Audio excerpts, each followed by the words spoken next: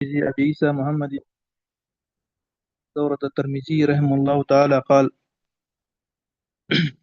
قال حدثنا حناد قال حدثنا عبدة ويعلى عن عبد الرحمن بن زياد بن أنعم عن زيادة بن نعيم الحزرمي عن زيادة بن الحارث السدائي قال أمرني رسول الله صلى الله عليه وسلم أن أؤذن في صلاة الفجر فأذنت فأراد بلال أن يقيم فقال رسول الله صلى الله عليه وسلم إن أخا صداء قد أذن ومن أذن فهو يقيم. وفي الباب عن ابن عمر قال أبو عيسى وحديث ابن زياد إنما نعرفه من حديث الأفريقي والأفريقي هو ضعيف عند أهل الحديث ضعفه يحيى بن سعيد القطان وغيره. قال أحمد لا أكتب حديث الأفريقي. قال ورأيت محمد بن إسماعيل يقوي أمره ويقول هو مقارب الحديث والعمل على هذا عند أكثر أهل العلم أن من أذن فهو يقيم. शाबाश माशाल्लाह। तो ये बाब है, बाब माजा मन अज़्ज़न। ये बाब इस बारे में कि जिसने अजान दी फहुव युकीम, तो वही इकामत कहेगा। तो ज़ियाद बिन हारिस सुदाई से रिवायत है कि अमरनी रसूलुल्लाह सल्लल्लाहु अलैहि वसल्लम, मुझे नबी अलैहि सलातो सलाम ने हुक्म फरमाया, अन उअज़्ज़िना, कि मैं अजान दूँ, फ़ी सलातिल फ़जर, फ़जर की नमाज में। फ़अज़्ज़नतु, मैंने अजान दी। फ़अराद बिलाल, तो हज़रत बिलाल ने इरादा किया, अन युकीम, के इकामत कहे। फ़क़ाल रसूलुल्लाह सल्लल्लाहु अलैहि वसल्लम, तो नबी अलैहि सलाम ने फरमाया, इन्न आखा सुदा, ये जो सुदा कबीले वाला है, कद अज़्ज़ना, उसने अजान दी है। वमन अज़्ज़न फ़हुव युकीम, और जो अजान दे वही इकामत कहेगा। वो फिलबाब एन इब्न उमर रज़ी अल्लाह अन्हु। अब इमाम तिरमिज़ी कहते हैं, हदीस ज़ियाद, ये जो ज़ियाद वाली हदीस है, ये इफ़रीकी के तरीक से, वल इफ़रीकी जो है हुआ ज़ईफ़ इंद अहलिल हदीस है, मुहद्दिसीन के यहाँ ये ज़ईफ़ है। ज़अफ़हु यहया इब्न सईद अल क़त्तान वग़ैरहु, यहया बिन सईद क़त्तान वगैरह ने उन्हें ज़ईफ़ करार दिया।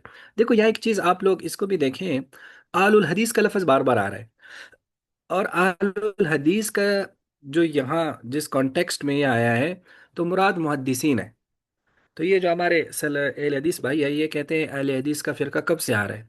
हालांकि अहले हदीस बतौर मकतब फ़िक़ी या बतौर ऐसा मकतब जो तकलीद का इनकार करे, ऐसा नहीं था सलफ़ में। सलफ़ में आलुल हदीस मुहद्दिसीन को कहा जाता था। तो ज़ाफ़ हो, तो याह्या बिन सईद कत्तान वगैरह ने उसे ज़ईफ़ करार दिया, और इमाम अहमद फरमाते कि मैं इफ़रीकी की हदीस नहीं लिखता। लेकिन इमाम तिरमिज़ी कहते वराई तो मोहम्मद बिन इस्माइल, मैंने इमाम बुखारी रहमुल्लाह को देखा, युक़वी अमरहु, वो उनके मामले को कवी समझते थे, यानी उन्हें इतना ज़ईफ़ नहीं समझते थे, और वो कहते थे मुकारिबुल हदीस। ये मुकारिबुल हदीस हदीस की एक इस्तिलाह है, जो बहुत ही कम सिक़ा रावी के लिए बोला जाता है, यानी जो काबिल एतमाद रावियों के उस सरहद में आ गया हो। वल अमल अला हाज़ा इंद अक्सर अहलिल इल्म, अक्सर अहलिल इल्म के अमल इसी पर है, अन्न मन अज़न फहुव युकीम, कि जो अजान देगा वही इकामत कहेगा। तो मसला भी यही है कि जिसने अजान दी है तो इकामत भी उसी का हक है, लेकिन अगर वो अपना हक किसी और को देता है, ये देना चाहता है, तो उसके पास ये भी इख्तियार है। जी आगे। باب ما جاء في الكراهية الأذان بغير وضوء. وبه قال حدثنا علي بن حجر قال أخبرنا الوليد بن مسلم عن معاوية بن يحيى عن الزهري عن أبي هريرة رضي الله عنه عن النبي صلى الله عليه وسلم لا يؤذن إلا متوزع. وبه قال حدثنا يحيى بن موسى قال حدثنا عبد الله بن وهب عن يونس عن ابن شهاب قال أبو هريرة رضي الله عنه لا ينادي بالصلاة إلا متوزع. قال أبو عيسى وهذا صح من الحديث الأول. وحديث أبي هريرة لم يرفعه ابن وهب وهو صح من حديث الوليد بن مسلم. والزهري لم يسمع من أبي هريرة رضي الله عنه.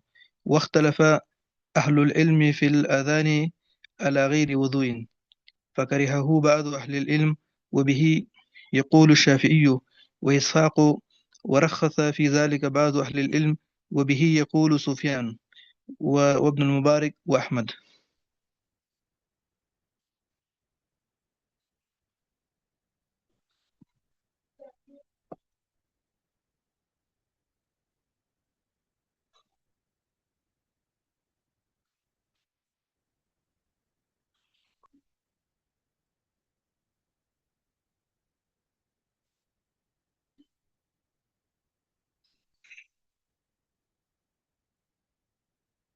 शाबाश जी। अब आवाज आ रही है?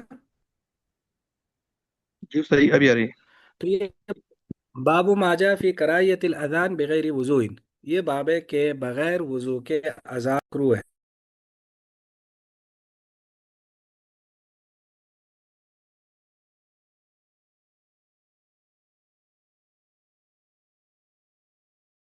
तवज्जुन, कि वजू ना का अजान ना कहे मगर बावजू आदमी। अब दूसरी हदीस भी इब्न शिहाब से कि हज़रत अबू हुरैरा ने फरमाया ला युनादी बिस्सलाति इल्ला मुतवज्जिउन, कि अजान ना कहे नमाज के बारे में इल्ला मुतवज्जि, मगर बावजू आदमी।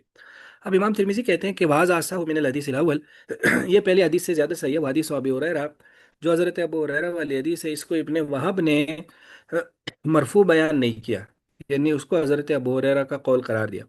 वो असा हो, और ये वलीद बिन मुस्लिम की हदीस से ज़्यादा सही है।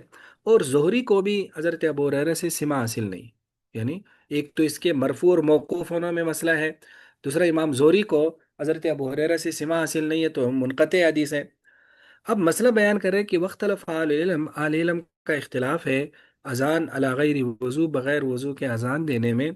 फ़कर व बाज़ आल इल्म, तो बाज़ आल इल्म ने उन्हें मकरू समझा है।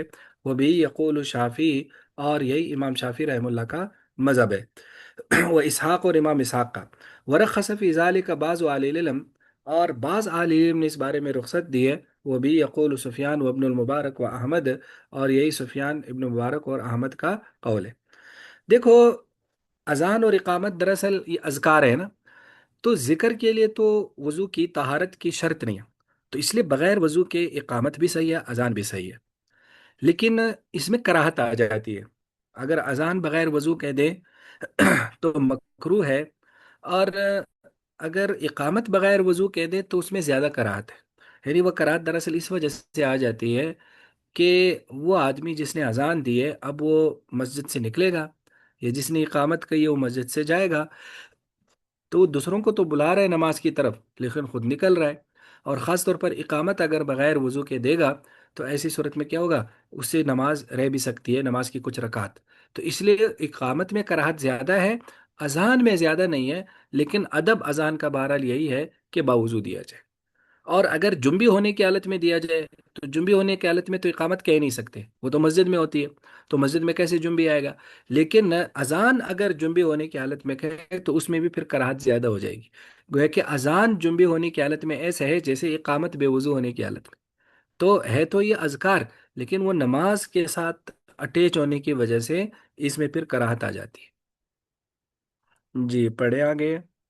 सर जी, इसमें दोनों अहादीस में जो है इब्ने शहाब जोरी है, तो जो पहली हदीस के अंदर अन आया है और दूसरी में काल, इसलिए उन्होंने कहा है कि जो है दूसरी में समा का जिक्र किया। जी जो दोनों अहादीस हैं उनमें इब्ने शहाब जोरी की हजरत अबू हुरैरा से रिवायत है दोनों सनदों में। क्या है, दोबारा दोबारा पूछें क्या है इसमें। दोनों स्नाद के अंदर इब्ने शहाब जोरी की हजरत अबू हुरैरा से रिवायत है। तो पहली में उन्होंने अन कहा है और दूसरी में कॉल कहा है, इसीलिए उन्होंने कहा है कि हजरत अबू हुरैरा को समा नहीं है, इसलिए पहली हदीस ज्यादा बेहतर है।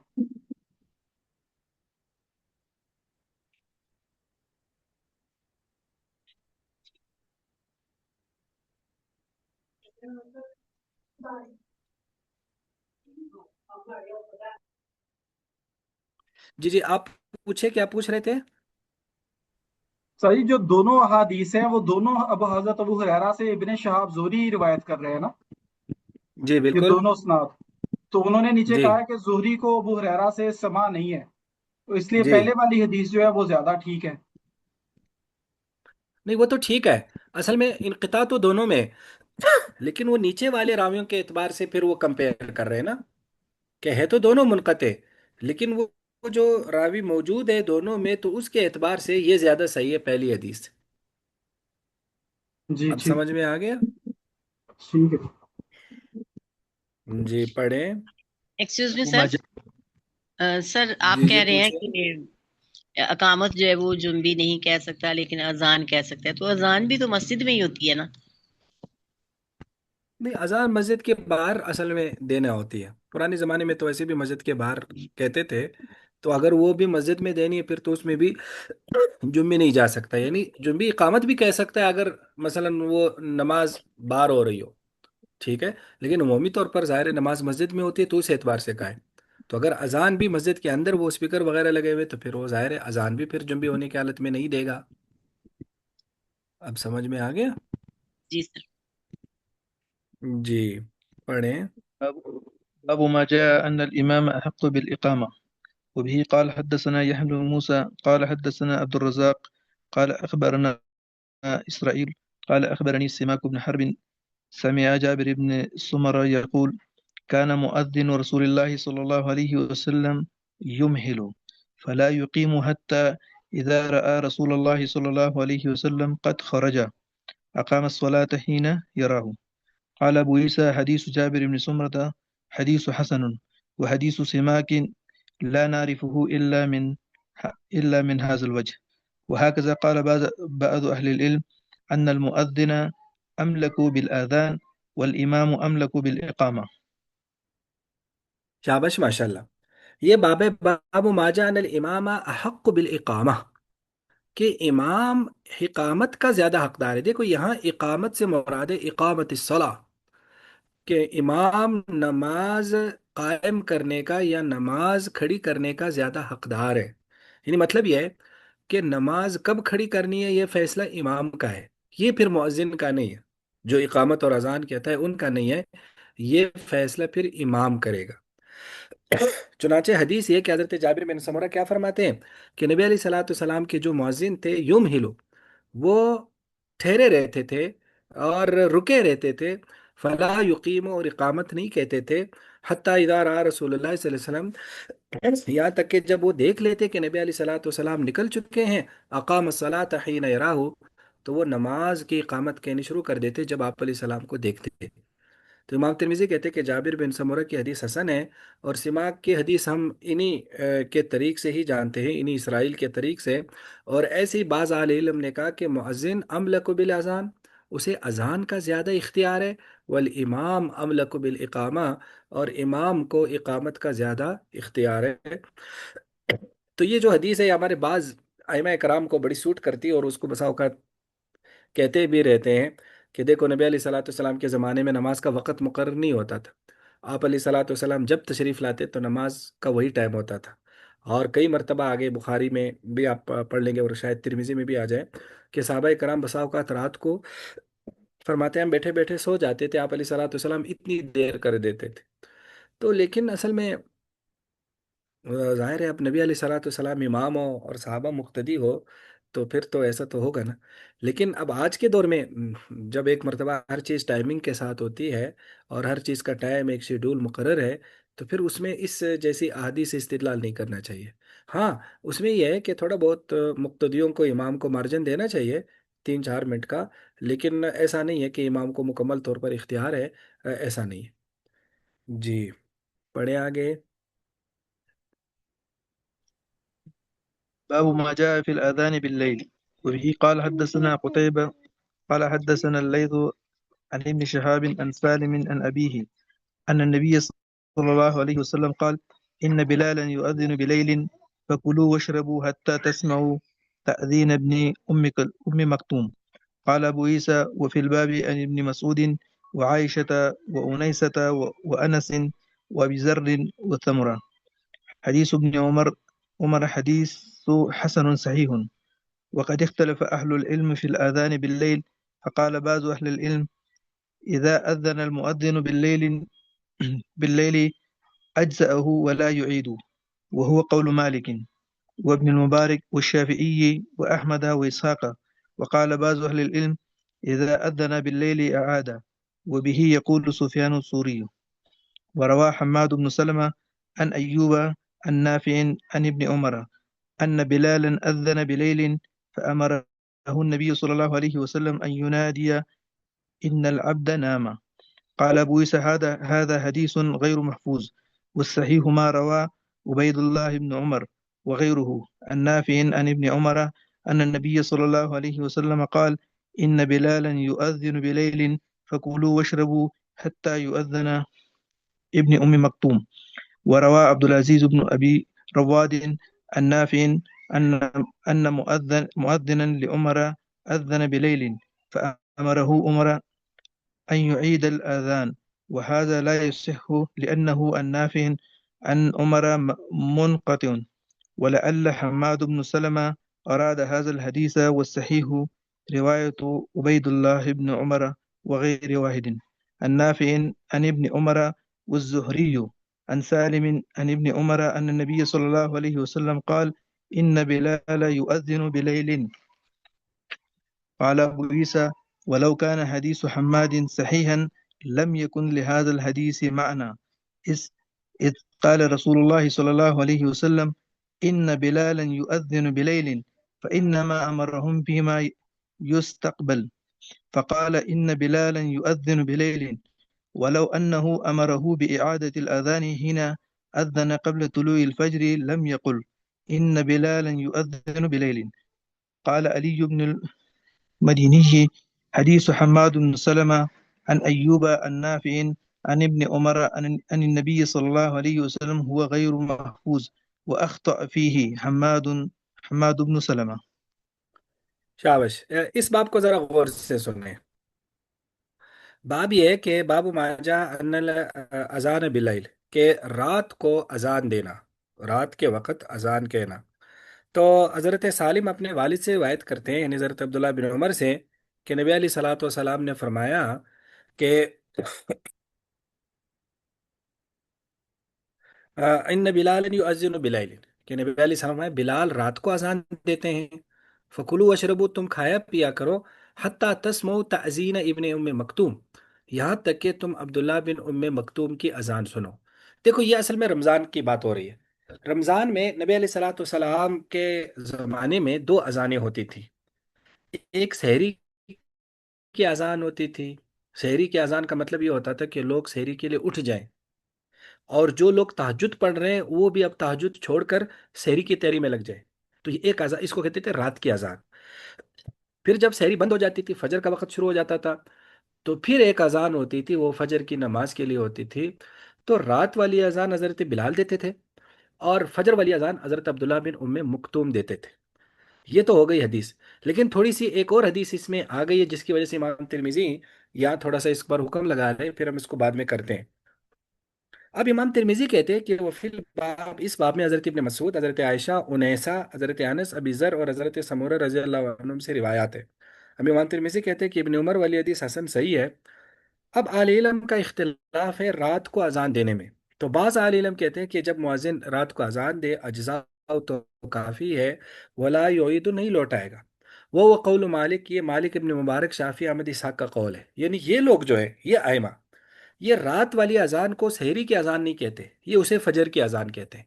तो गया कि इनके नज़दीक फजर की अजान वक़्त से पहले भी दे सकते हैं रात को। तो लिहाजा अगर रात को दे दी, यानी फजर से पहले भी तो ठीक है, फजर के बाद भी दे दी तो ठीक है। तो अइमा सलासा के नज़दीक फजर की दो अजानें होती हैं, एक रात को होती है यानी ताजुद के टाइम, एक उसके बाद। वकाल बाज़ इल्म, बाज़ इल्म कहते हैं कि अगर अजान रात को दी, अहाद तो याद करेगा, ये अहनाफ का है। वही यकूल सुफियान सौरी, ये तो मज़ाहिब हो गए। लेकिन अब इमाम तिरमिज़ी एक और हदीस जिक्र कर रहे हैं, फिर इसमें एक तारुज आता है, उसको हल करेंगे। वो हदीस क्या है कि हम्माद बिन सलमा ने अयूब से, उन्होंने नाफे से, उन्होंने इब्न उमर से, कि अन्न बिलालन अज़न बिलैल, कि एक मरतबा हज़रत बिलाल ने रात को अजान दी। फ़अमर नबी सल्लल्लाहु अलैहि वसल्लम अय्युनादी, तो नबी अलैहि सलाम ने उन्हें हुक्म दिया कि जाकर गलियों में आवाज़ लगाओ, इन्नल अब्द नाम, बंदा तो सो गया था। एक मरतबा हज़रत बिलाल ने रात को अजान दी।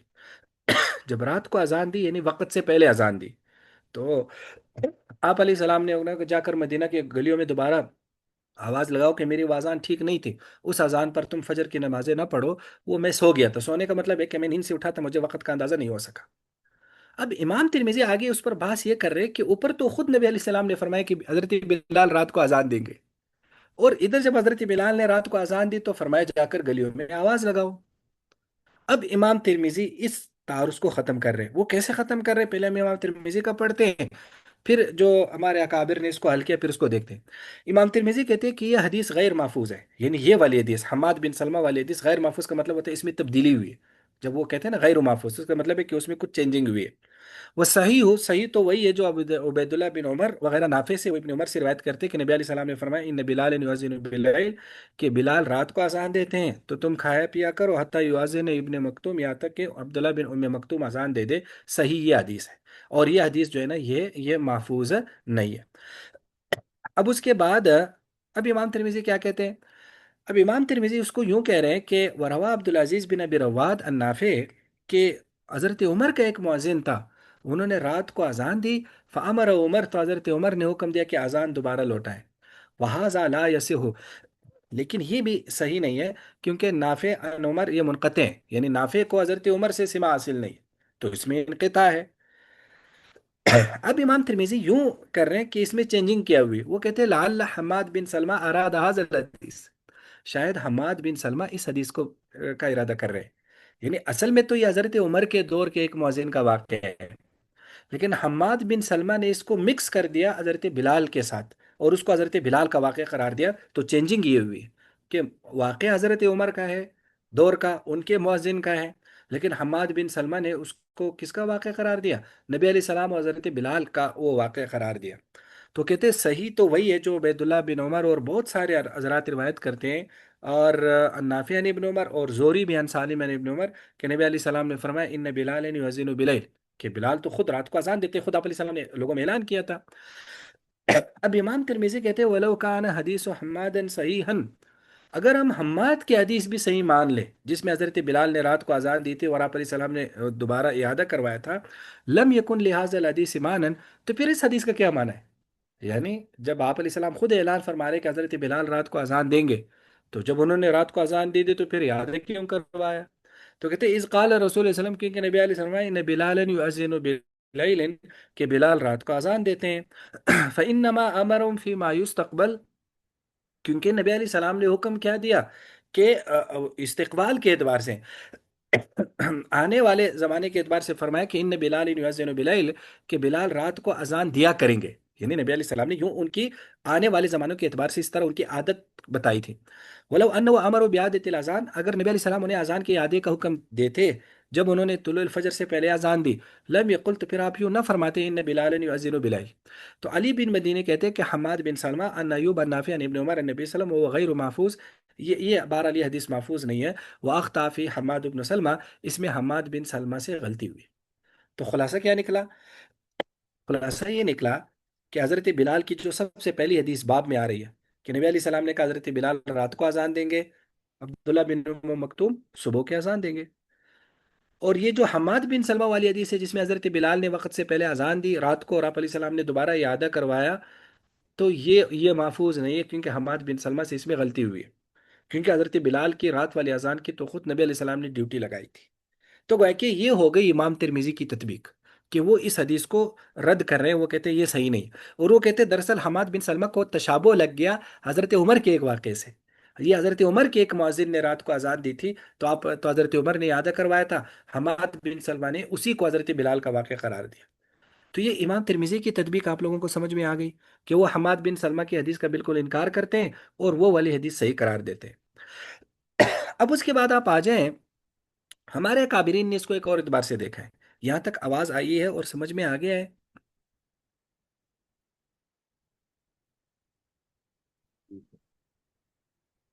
جی صحیح آواز آ رہی ہے۔ شابش۔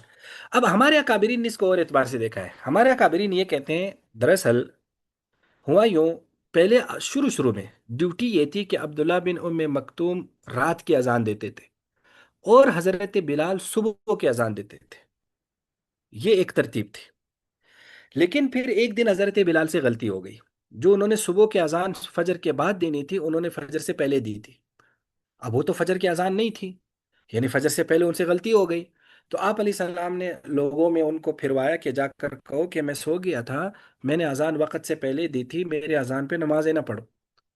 تو جب حضرت بلال سے یہ غلطی ہو گئی تو اب آپ علیہ السلام نے ڈیوٹی میں چینجنگ کر دی۔ یہ جو اوپر والی حدیث ہے یہ دراصل اس ڈیوٹی کی تبدیلی کا بیان ہے، اس کا اعلان ہے۔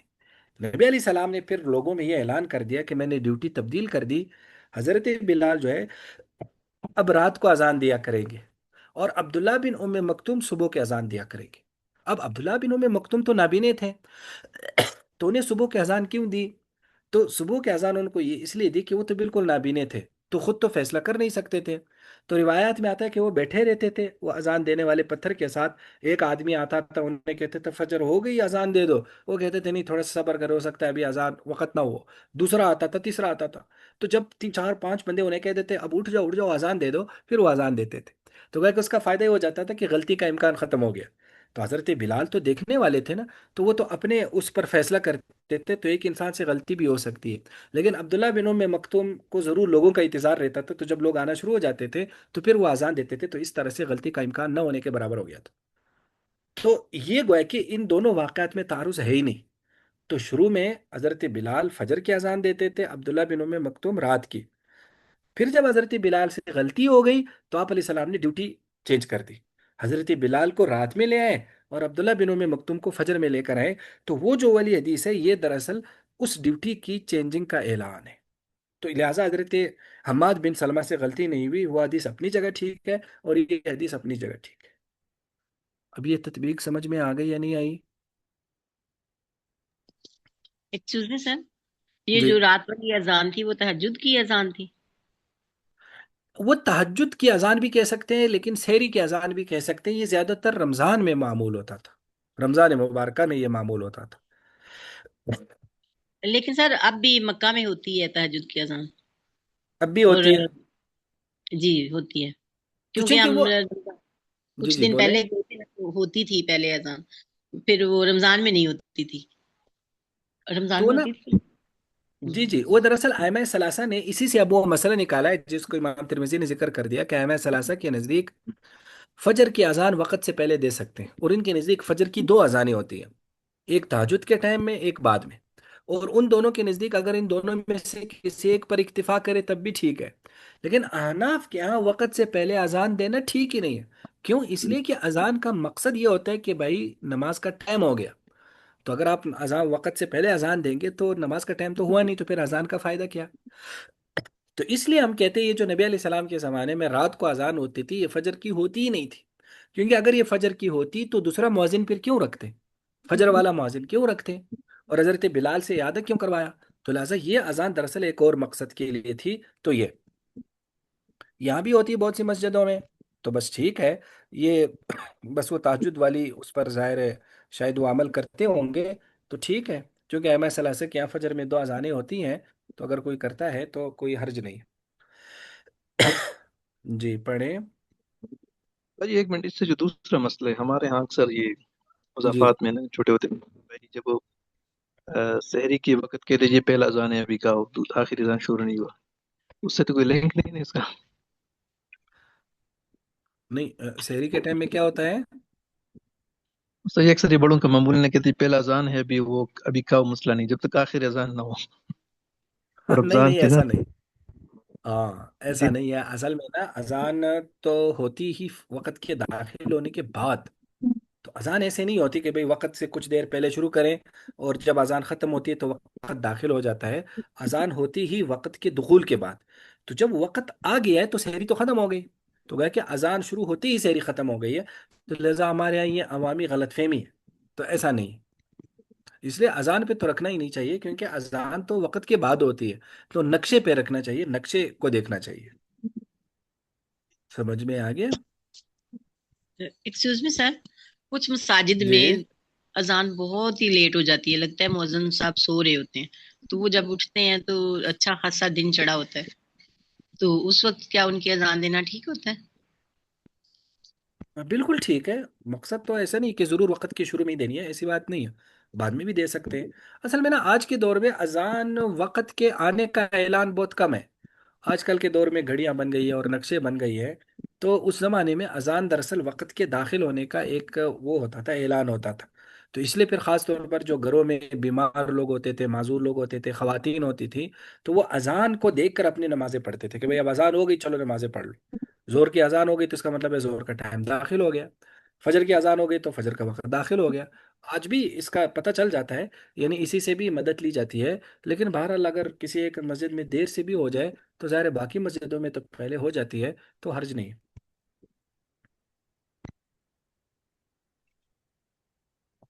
جی پڑھیں۔ باب ما جاء في كراهية الخروج من المسجد بعد الأذان.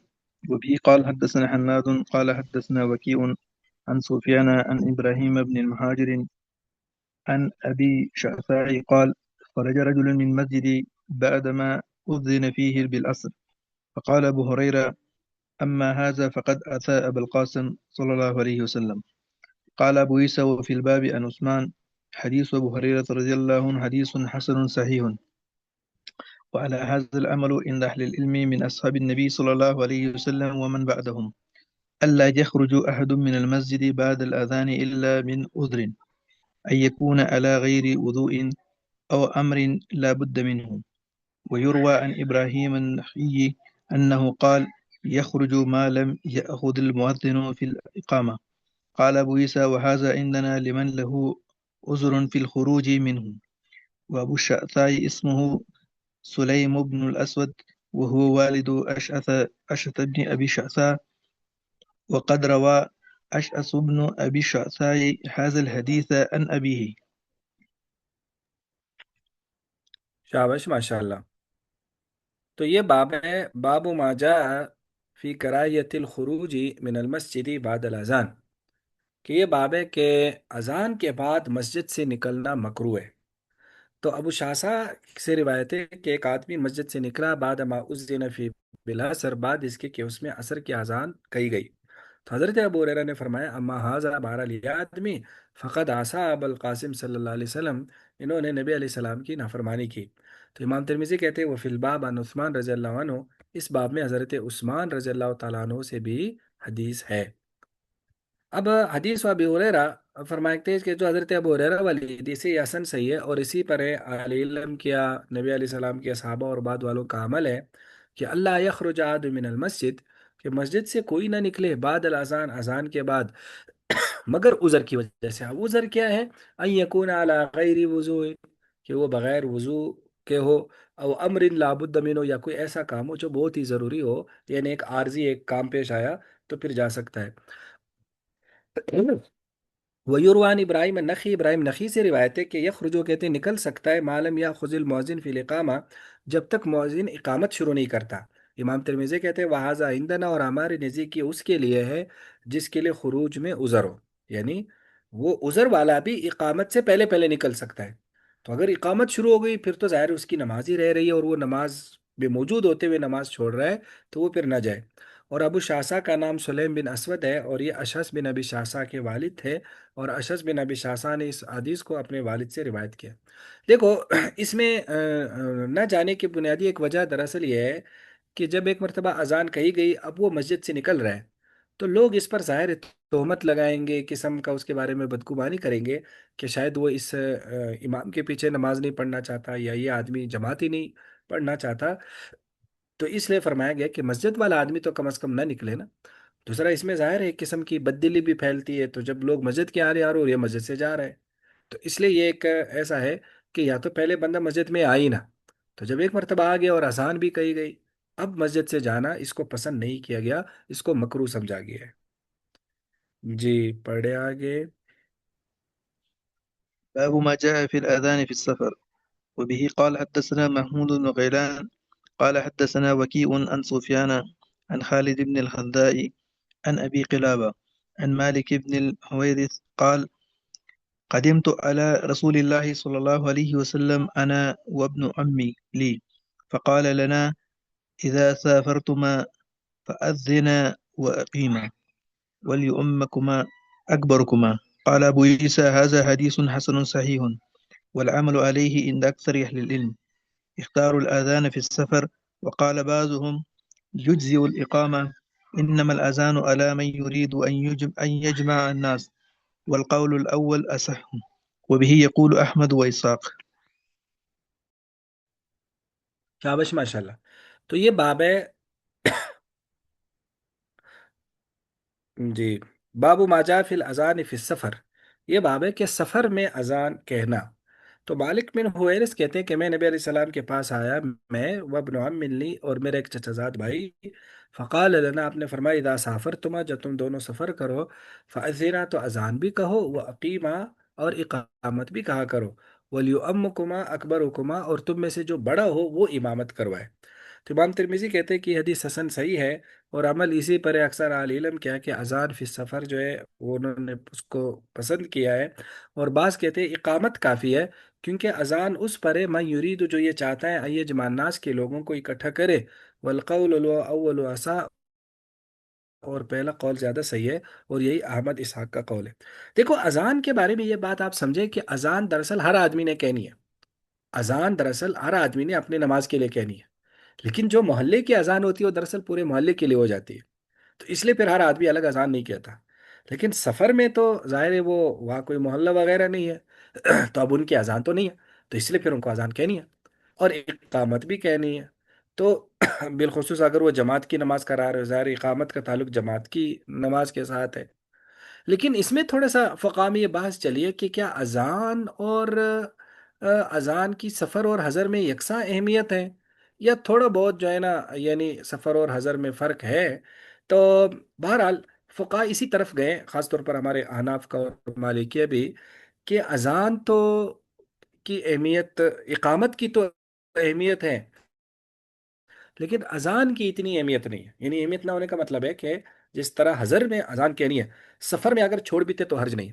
کیوں؟ اس لیے کہ اذان تو اس لیے ہوتی ہے تاکہ سب لوگوں کو بلائے کہ بھائی نماز کے لیے آ جاؤ، اور سفر میں تو سارے اکٹھے ہوتے ہیں، تو پھر وہاں اقامت صرف کہنی ہوتی ہے تاکہ لوگوں کو پتہ چلے کہ نماز کھڑی ہو گئی۔ تو وہاں غائبین کو نہیں بلایا جاتا، وہاں صرف حاضرین کو متنبع کیا جاتا ہے کہ بھائی نماز کھڑی ہو گئی ہے۔ تو اقامت تو ظاہر ہے کہنی چاہیے، لیکن اذان اگر نہ بھی کہے تو حرج نہیں ہے، حضر کی طرح اس کی اتنی اہمیت نہیں ہے۔ جی پڑھے آگے۔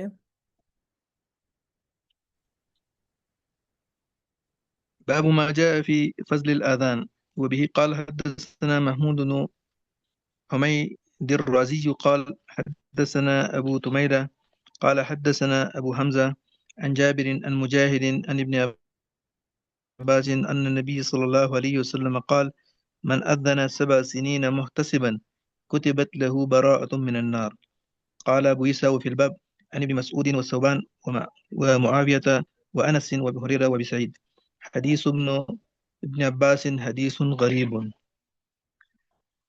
وأبو ثميلة اسمه يحيى بن وازه، وأبو حمزة السكري اسمه محمد بن ميمون، وجابر بن يزيد الجعفي ضعفوه تركه يحيى بن سعيد وعبد الرحمن بن مهدي. قال أبو عيسى سمعت الجارود يقول سمعت وكيئا يقول لولا جابر الجعفي لكان أهل الكوفة بغير حديث، ولولا حماد لكان أهل الكوفة بغير فقه. شاباش ماشاء اللہ۔ تو یہ باب ہے، باب ما جاء فی فضل الاذان، اذان کی فضیلت کے بارے میں۔ تو حضرت ابن عباس فرماتے ہیں کہ نبی علیہ السلام نے فرمایا من اذن، جس نے اذان دی 7 سنین 7 سال تک، محتسباً ثواب کی امید رکھتے ہوئے، کتبت لہو براءۃ من النار، تو اس کے لیے دوزخ سے براءت اور نجات لکھ دیا جاتا ہے۔ تو امام ترمذی کہتے ہیں وہ فی الباب عن ابن مسعود و ثوبان و معاویہ و انس و ابی ہریرہ و ابی سعید رضی اللہ عنہم۔ تو ابن عباس کی والی حدیث حدیث غریب ہے۔ وہ ابو تومیلہ ان کا نام یحییٰ بن واضح ہے، اور ابو حمزہ السکری ان کا نام ہے محمد بن میمون۔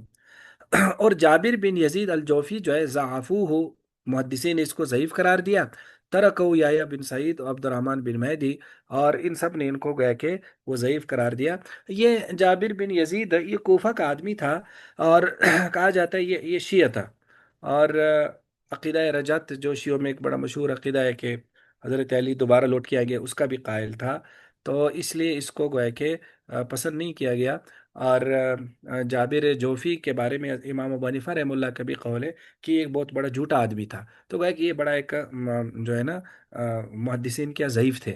تو امام ترمذی کہتے ہیں کہ میں نے جارود سے سنا، وہ کہتے ہیں میں نے وکی سے سنا کہ اگر جابر جوفی نہ ہوتے تو آل کوفہ بغیر حدیث کے ہوتے، اور اگر حماد نہ ہوتے تو آل کوفہ بغیر فقہ کے ہوتے۔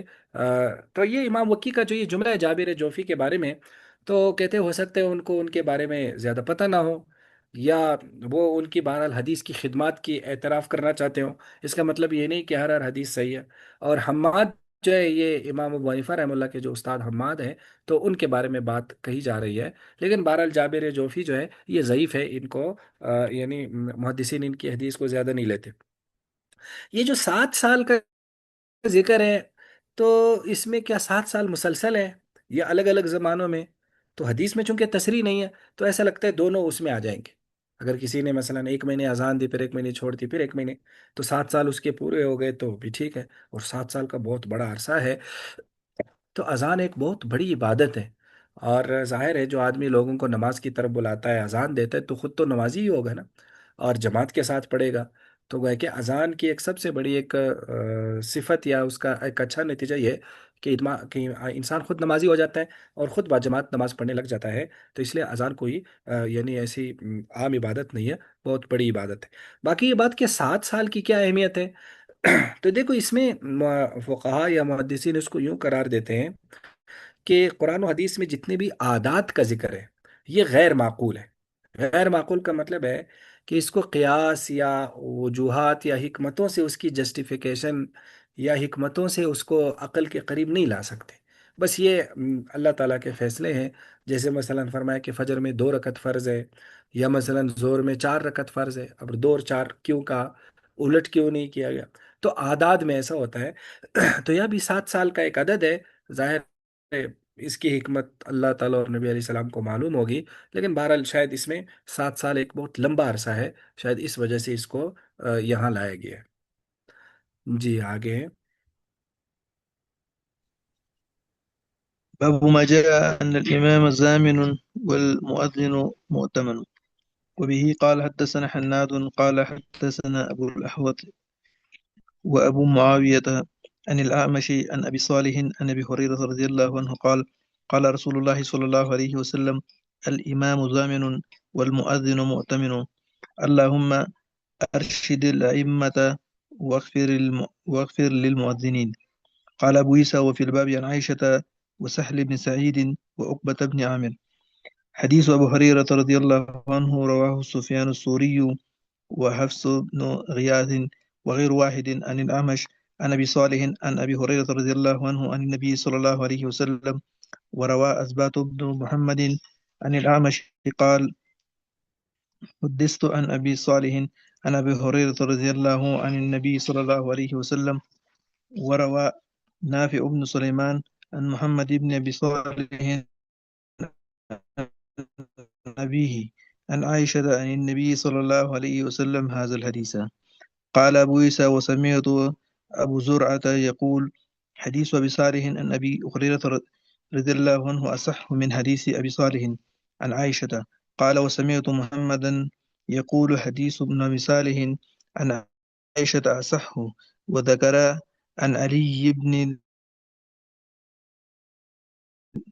المدني أنه لم يثبت حديث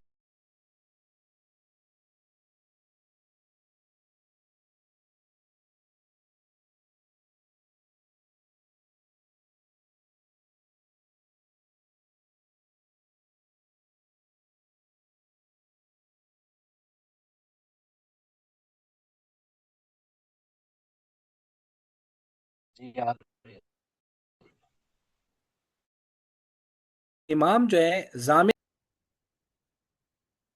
جی شابش، یہ باب ہے اس بارے میں ان الامام ضامن، کہ امام ذمہ دار ہے، والمؤذن مؤتمن، اور مؤذن جو ہے وہ امانت دار ہے۔ تو حضرت ابو ہریرہ نبی علیہ السلام سے فرمایا امام ضامن ہے، ذمہ دار ہے، اور مؤذن جو ہے وہ امانت دار ہے۔ اللہم ارشد الائمہ، اے اللہ ائمہ کو کی ہدایت دے، انہیں سیدھا راستہ دکھا دے، یعنی ان کی رہنمائی کیجیے۔ واغفر للمؤذنین، اور مؤذنین کی مغفرت کیجیے۔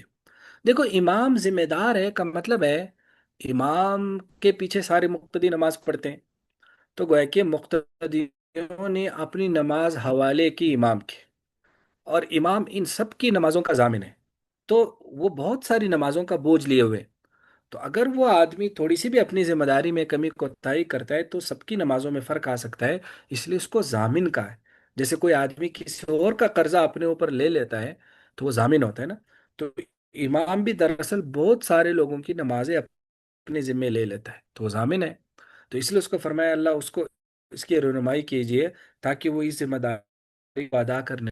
اور جو مؤذن ہے یہ امن ہے، امانت دار ہے. دیکھو مؤذن کیا کرتا ہے، وہ ہمیں نماز کا ٹائم بتاتا ہے کہ نماز کا ٹائم آ گیا. تو پھر ہم الگ گھڑی نہیں دیکھتے، الگ کر نقشہ نہیں دیکھتے. ہم کہتے بس وہ مؤذن نے اذان دی تو نماز کا ٹائم شروع ہو گیا. اذان نہیں دے گا یعنی وہ وقت کا لحاظ نہیں پہلے دے گا وقت کے بعد دے گا، تو ظاہر ہے وہ امانت میں خیانت کر رہا ہے، اور وہ جو ہے نا یعنی ایک قسم کی غلط بیانی کر رہا ہے. تو اس لیے اس کو کہا کہ یہ امانت دار ہے، اس کو اس امانت داری کا، دیانت کا لحاظ رکھنا چاہیے. ہاں ساتھ فرمایا مؤذنین کی اللہ مغفرت کر دے کہ انسان ہے، کبھی وقت سے چوک ہو جاتی ہے، کبھی ایک دو منٹ آگے پیچھے ہو جاتا ہے، تو اس لیے فرمائے اللہ ان کی اس کوتاہی کو قبول فرمائے.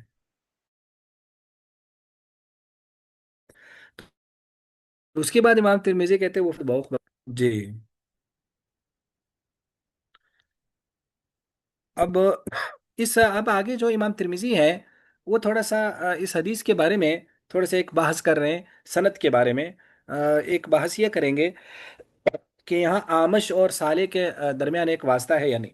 تو حدیث ابی ہریرہ فرمائی یہ سفیان ثوری، حفص بن غیاث اور بہت ساروں نے آمش، انہوں نے ان ابی صالح، انہوں نے ان ابی ہریرہ ان نبی صلی اللہ علیہ وسلم. ایک تو اس کی سند ہے. دوسرا اسبات بن محمد اس کو آمش سے، لیکن وہ یوں کہتے ہیں حدیث تو نبی صالح، یعنی آمش کہتے ہیں مجھے ابو صالح سے یہ حدیث سنائی گئی ہے. اسبات بن محمد کہتے ہیں کہ میرے استاد آمش نے یوں کہا ہے کہ حدیث تو نبی صالح. وہ ہے کہ وہ ابو صالح سے براہ راست روایت نہیں کرتے. ابو صالح اور آمش کے درمیان ایک رجل کا واسطہ ہے، لیکن وہ مجہول ہے، پتہ نہیں کون آدمی ہے. وہ کہتے ہیں بس مجھے ان سے حدیث روایت کی گئی اور انہوں نے نبی علیہ السلام سے. اور اب ایک تو اس میں یہ مسئلہ ہے کہ صالح اور ابو آمش کے درمیان واسطہ ہے یا نہیں. دوسرا نافع بن سلیمان اس کو یوں روایت کرتے ہیں ان محمد بن ابی صالح ان ابی ان عائشہ ان نبی صلی اللہ علیہ وسلم حدیث. وہ اس کو ابو صالح حضرت عائشہ کی حدیث بناتے ہیں، یعنی نافع اس کو بالکل حضرت ابو ہریرہ کی حدیث سے نہیں بناتے، اس کو حضرت عائشہ کی حدیث بناتے ہیں. اب امام ترمذی نے آگے اس میں محاکمہ کیا ہے کہ یہ حدیث حضرت ابو ہریرہ کی ہے، یہ حضرت عائشہ کی ہے. تو فرماتے ہیں امام ترمذی کہتے ہیں وسمعت ابا زرع، کہتے ہیں میں نے ابا زرع سے سنا، وہ فرما رہے تھے کہ حدیث ابی صالح عن ابی ہریرہ اصح من حدیث ابی صالح عن عائشہ، کہ حضرت ابو ہریرہ والی حدیث زیادہ صحیح ہے، حضرت عائشہ سے جو لوگ روایت کرتے ہیں وہ غلطی کر رہے ہیں. اب امام ترمذی کہتے ہیں وسمعت محمدن، میں نے امام بخاری رحمہ اللہ سے سنا، وہ فرماتے تھے حدیث و ابی صالح عن عائشہ آسا، انہوں نے پھر عن عائشہ والی حدیث کو صحیح قرار دیا. اور علی بن مدینی سے یہ روایت ہے کہ وہ کہتے ہیں نہ تو ابی سے ابی صالح نہ ابی ہریرہ ثابت ہے، نہ حدیث ابی صالح عن عائشہ ثابت ہے. یعنی وہ کہتے ہیں دونوں میں ثابت نہ ہونے کا یہ مطلب نہیں کہ یہ جھوٹی ہے، مطلب ہے دونوں کی سندوں میں مسئلہ ہے، دونوں کی سندوں میں انقطاع یا اس طرح کے ضعیف راوی موجود ہے. جی آگے. باب ما يقول إذا أذن المؤذن. وبه قال حدثنا إسحاق بن موسى الأنصاري قال حدثنا معن قال حدثنا مالك وقال حدثنا قتيبة عن مالك عن الزهري عن عطاء بن يزيد الليثي عن أبي سعيد قال قال رسول الله قال نداء فقولوا مثل ما يقول المؤذن. وفي الباب عن أبي رافع وأبي هريرة وأم حبيبة وعبد الله بن عمرو وعبد الله بن ربية وعائشة ومعاذ بن أنس ومعاوية. قال أبو عيسى حديث أبي سعيد حديث حسن صحيح. وهكذا روى مأمر وغير واحد عن الزهري مثل حديث مالك. وروى عبد الرحمن عن ابن إسحاق عن الزهري هذا الحديث عن سعيد مسيب عن أبي هريرة رضي الله عنه عن النبي صلى الله عليه وسلم. ورواية مالك أصح. شابش ماشاء اللہ. تو یہ باب اس بارے میں ہے کہ باب ما یقول، کہ آدمی کیا کہے گا اذا اذن المؤذن، جب مؤذن اذان دے. تو ابو سعید خدری فرماتے ہیں کہ نبی علیہ السلام اذا سمعتم النداء، جب تم اذان سنو فقولوا مثل ما یقول المؤذن، تو وہی کلمات کہو جو مؤذن کہتا ہے. کی اجمالی حدیث کہ جس میں یہ آیا کہ جو بات کہتا ہے تم وہی کہو. لیکن بعض تفصیلی احادیث میں یہ آ رہا ہے کہ جو حی علتین ہے، حی علی الصلاح اور حی علی الفلاح میں وہی نہیں کہیں گے، بلکہ اس میں لا حول ولا قوت الا باللہ العلی العظیم کہیں گے. کیوں؟ اس لیے کہ تو اگر ہم بھی اسے کہیں نماز کی طرف آ جاؤ تو یہ تو جواب نہ ہوا. تو باقی تو جب وہ کہتے ہیں نا اللہ اکبر، تو ہم بھی کہتے ہیں اللہ اکبر، ہم اس کے ساتھ موافقت کرتے ہیں کہ ہاں آپ کہہ رہے ہیں اللہ سب سے بڑا ہے، میں بھی کہہ رہا ہوں اللہ سب سے بڑا ہے.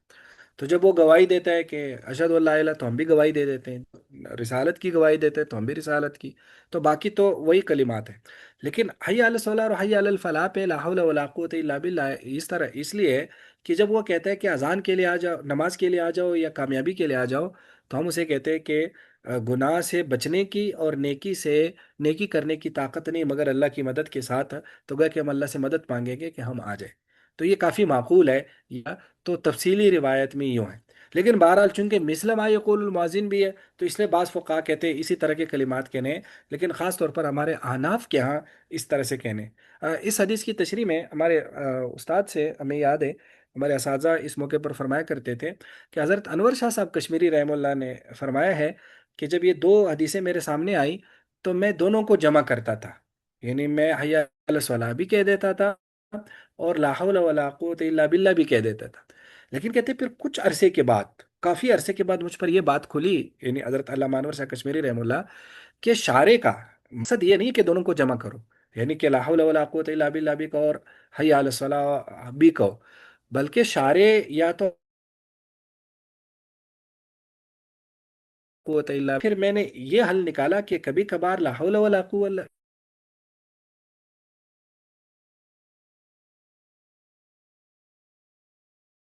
تو کہتے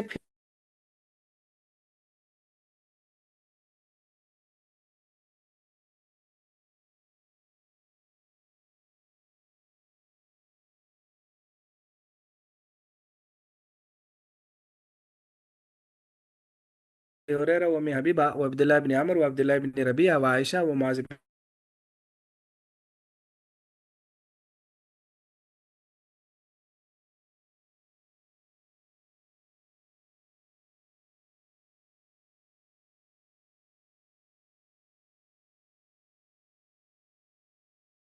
صحیح ہے. اور ایسی مقصد اس کو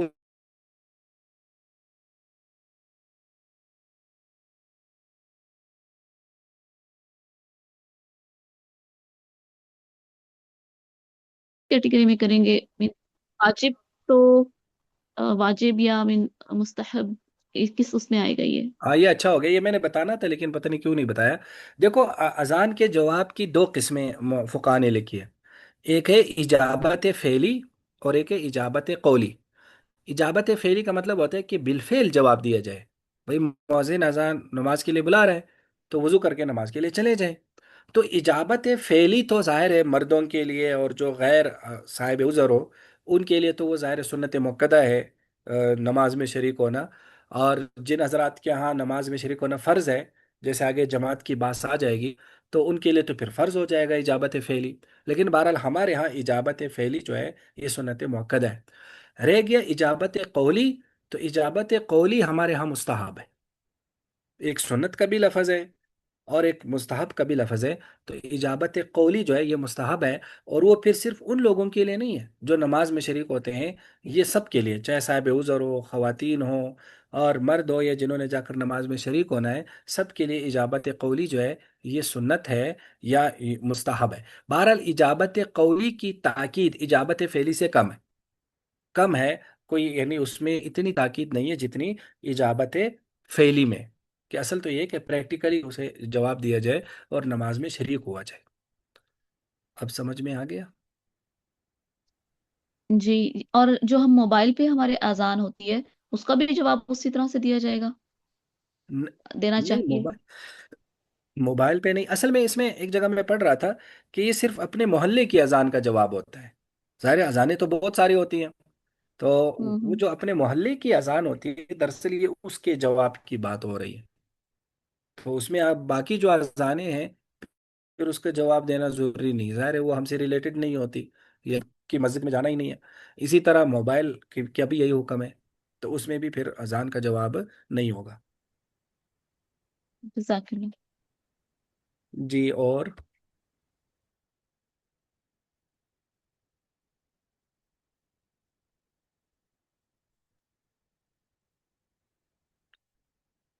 ہے کوئی سوال؟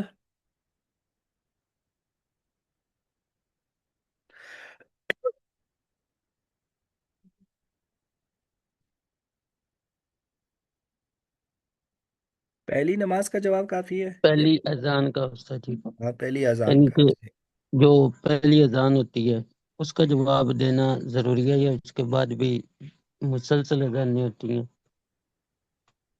یہی ہے نا کہ جس محلے کی، اپنے محلے کا اس میں اس سے ریلیٹڈ ہے نا، پہلی کا بھی ٹھیک ہے، لیکن میرے خیال میں پہلی کے بجائے جس جس مسجد کی اذان یا جس مسجد کا جو مقتدی ہے اسی کی اذان کا جواب۔ جی، اب اصل بات استاد جی پھر یہ ہم کہہ سکتے ہیں کہ جس مسجد میں بندہ نماز پڑھنے کے لیے جاتا ہے اس مسجد کی اذان کا جواب دینا ضروری ہے۔ اب کیونکہ ایک محلے میں ایک کونے پہ بھی مسجد ہوتی ہے، دوسرے کونے پہ بھی ہوتی ہے، دائیں بائیں مسجدیں ہی ہوتی ہیں۔ جی بالکل۔ اب میرے دیکھا جائے تو میرے نزدیک تو تقریباً یہی صورتحال بنتی ہے، ماشاء اللہ۔ یعنی کہ دور سے جو دور والی ہیں ان کی زیادہ اذان جو آواز آتی ہے، قریب والوں کی کم آتی ہے۔ بالکل، بس بات دیکھو اس میں ششارے، ظاہر اتنی تفصیلات احادیث میں نہیں آئی ہے نا، تو فقہا پھر اپنے اعتبار سے اس میں تفصیلات طے کر لیتے ہیں۔ بس اصل یعنی اجابت کا اصل مقصد یہی ہوتا ہے کہ جب انسان کوئی کلمات زبان سے کہتا ہے تو دراصل اس میں عمل کی ترغیب بھی ہو جاتی ہے نا۔ تو اصل میں اذان کے جواب دینے میں جو اصل ایک پیغام ہے وہ یہی ہے کہ بھائی وہ تمہیں کچھ کہہ رہا ہے اور تم اس کو جواب دے دو، اور جواب دینے کا مطلب یہ ہے کہ تم اس کے پیغام کو سمجھو، یعنی ہر انسان کو یہ کہا جا رہا ہے اور اس کے پاس جاؤ اور جا کر نماز پڑھو۔ تو لہٰذا اصل اس میں حکمت یہ ہے۔ تو اذانیں تو ہوتی رہتی ہے، تو اس لیے اگر ایک آدمی کسی مسجد میں جاتا ہے تو بس اس کا وہ حکمت جو ہے نا، یہ اصل جو اس کا مقصد ہے وہ پورا ہو گیا۔ ظاہر اذانیں تو اتنی سارے ہوتی ہیں شہر میں، خاص طور پر محلوں میں، جس طرح آپ کہہ رہے ہیں ہمارے یہاں اتنی قریب قریب مسجدیں ہیں، تو آپ کس کس کا جواب دیں گے نا، تو سارا وقت تو جواب میں گزر جائے گا۔ اہل تشیع کا اب ان کی تو مسجد میں جانا نہیں ہے تو پھر کیسے جواب دیا جائے؟ آپ اہل تشیع کی مسجد میں جاتے ہیں، ظاہر ہے ان کی مسجد میں تو نہیں جاتے نا۔ اجابت قولی کس طرح ہو گئی؟ اجابت فعلی تو نہیں ہوگی۔ تو اجابت قولی بھی تو اسی مسجد کی ہوتی ہے اللہ کے بندے جس میں جانا ہوتا ہے۔ ظاہر ہے اہل تشیع نے اب اذان میں کچھ چیزیں ایڈ کی ہے نا، تو وہ تو اذان کا حصہ ہے ہی نہیں، تو اس کو اس کا جواب کیوں دے نا؟ یعنی اگر کوئی آدمی اذان کے ساتھ، ہماری اذان میں بھی کوئی آدمی اپنی طرف سے کلمات ایڈ کرے تو اس کا تو جواب نہیں ہے نا، جواب تو اذان کا ہے نا۔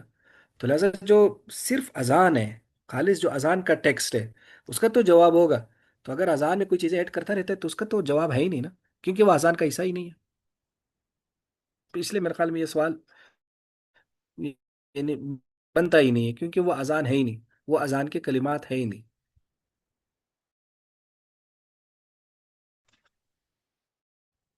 اب جیسے مثلا ہمارے بریلوی بھائیوں نے کچھ ایڈ کیا ہے، الصلاۃ والسلام علیک یا رسول اللہ، وہ پڑھ،